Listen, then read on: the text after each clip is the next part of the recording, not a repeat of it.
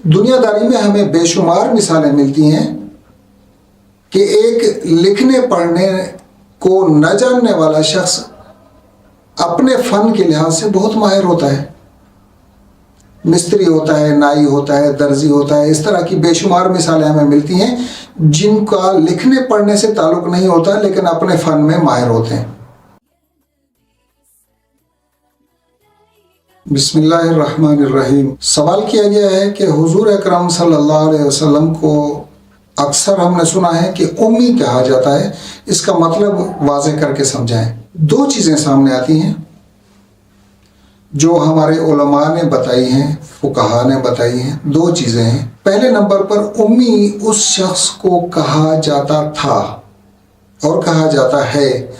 دیکھیے اس وقت ہم کہیں گے ہے، اس سے پہلے کہا جاتا تھا یعنی اسلام سے پہلے جس وقت حضور صلی اللہ علیہ وسلم کو مبعوث کیا گیا، اس وقت اس زمانے میں، اس علاقے میں، اس دور میں ان لوگوں کے پاس امی لفظ کا مطلب ہوتا تھا ایسا شخص جس کو وہاں کے مروجہ قانون کے مطابق، مروجہ طور طریقے کے مطابق لکھنے پڑھنے والا فن نہ آتا ہو.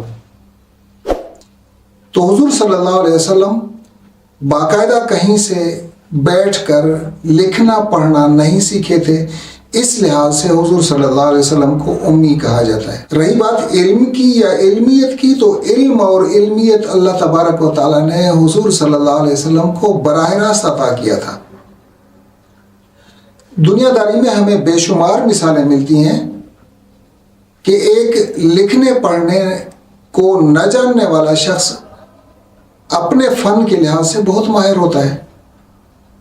مستری ہوتا ہے، نائی ہوتا ہے، درزی ہوتا ہے. اس طرح کی بے شمار مثالیں ہمیں ملتی ہیں جن کا لکھنے پڑھنے سے تعلق نہیں ہوتا لیکن اپنے فن میں ماہر ہوتے ہیں. تو حضور صلی اللہ علیہ وسلم لکھنے پڑھنے والی چیز باقاعدہ نہیں سیکھ سکے تھے، نہیں سیکھی تھی.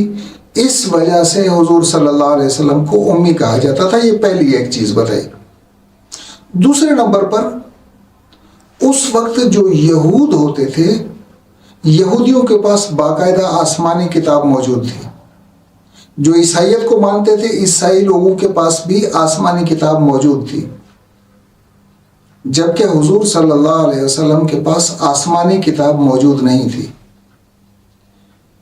تو جس کے پاس آسمانی کتاب نہیں ہوتی تھی اس کو بھی امی کہا جاتا تھا. تو یہ امی کے دو معنی ہیں جو عام رائج تھے اور رائج ہیں.